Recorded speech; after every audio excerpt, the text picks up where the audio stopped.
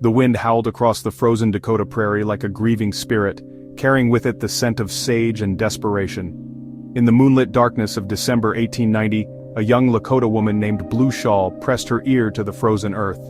The ground vibrated with something impossible, hundreds of horses moving in perfect silence, no jangling bits, no creaking leather, just the occasional whisper of a hoof brushing snow. She knew then that the soldiers had come for them, just as the visions had warned. This is not the story of Wounded Knee as your textbooks tell it. This is the untold saga of the ghost dance, the spiritual revolution that nearly toppled the American West, the government conspiracy to suppress it, and the Lakota holy men who walked knowingly to their deaths to fulfill an ancient prophecy. It began with a Paiute mystic named Wovoka, born in the shadow of Nevada's Mason Valley in 1856. As a child, he'd survived a fever so severe his family prepared his burial. When he emerged after 3 days, his eyes had changed color from brown to piercing blue, a sign, the elders whispered, that he'd crossed over and returned. In 1889, during a total solar eclipse, Wovoka collapsed near a sacred stone formation. For 3 days he lay motionless as snow piled around him. When he awoke, his message electrified the devastated tribes of the plains. The Great Spirit is sending a new world. It will come rolling over the mountains like a tidal wave of earth, crushing the white men beneath it. The buffalo will return in numbers that blacken the plains. Your ancestors will rise from their graves. But first, you must dance. By 1890, the movement had spread like wildfire across the reservations. The sacred shirts. Dancers wore white muslin garments painted with celestial symbols that, they believed, could stop bullets. Recent forensic analysis suggests some were lined with folded rawhide, an early form of body armor. The trance state, after days of dancing, participants entered visions where they spoke with ancestors. Ethnographers later recognized these as profound meditative states. The silent code, agents couldn't stop the dances because the steps changed daily, with instructions passed through hand signs and hidden pictographs. But it was the Lakota adaptation that truly frightened Washington.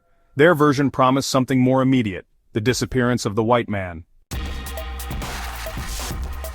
What happened next would change history forever. Want to know how the U.S. Army weaponized anthropology to stop the ghost dance? Subscribe now. The shocking documents are revealed at 100,000 likes. The Bureau of Indian Affairs responded with psychological warfare. The Messiah Letter.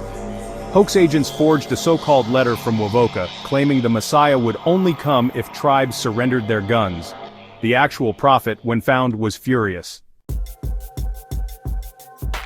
The food weapon. Rations were withheld from families who danced. Starvation became, the government's blunt instrument. The spies. Ethnologist James Mooney infiltrated the movement and later published a study that, well, became the Army's counterinsurgency manual. But the Lakota weren't fooled. At Standing Rock, Sitting Bull had quietly become the dance's protector. His murder by Indian police on December 15, 1890, was the spark. December 29, 1890. Bigfoot's band of Mini-Conju, nearly half of them children, were camped at Wounded Knee Creek when the 7th Cavalry surrounded them. What happened next remains, hotly debated, but forensic archaeology tells a grisly tale. The first shot, likely accidental, came from a deaf soldier who misunderstood orders. Then, the killing field Hotchkiss guns fired into the camp at point-blank range. Shell casings show that soldiers advanced methodically, finishing off the wounded. The frozen dead. Blizzard conditions preserved horrific details. A mother's body curled around her infant, and ghost shirts riddled with more than 50 bullet holes. But the darkest secret? At least 20 Lakota were shot in the back while fleeing, their bodies found miles from the camp. The government declared the ghost dance dead, but, they were wrong. In the 1930s, the movement resurged among Navajo code talkers who, interestingly, wove dance symbols into their unbreakable military communications. In 2016, Standing Rock water protectors used modified ghost dance songs during the Dakota Access Pipeline protests. In 2023, digital sleuths discovered CIA files showing Cold War-era surveillance of ghost dance descendants. In Pine Ridge today, elders whisper that the prophecy was merely delayed, not broken. They say that when the seventh generation dances again, the world will reset.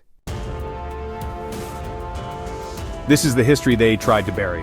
If you believe truth belongs to the people, subscribe and turn on notifications.